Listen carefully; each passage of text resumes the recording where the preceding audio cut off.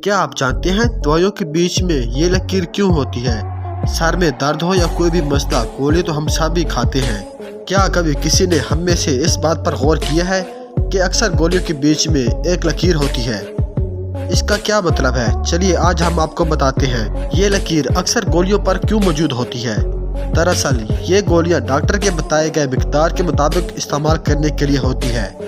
मिसाल के तौर पर अगर डॉक्टर ने आपको गोलियां खाने को दी हैं तो एक गोली 100 mg की है मगर आपको 50 mg खाने की हदायत दी गई है, तो आप इसे बराबर मिकदार में तकसीम कर सकते हैं। इस लकीर की मदद से आप इसे बआसानी गोली को आधा भी कर लेंगे और ज़्यादा खाने की गलती भी नहीं होगी। गोलियों पर मौजूद इस लकीर को डेपोसिट लाइन कहा जाता है।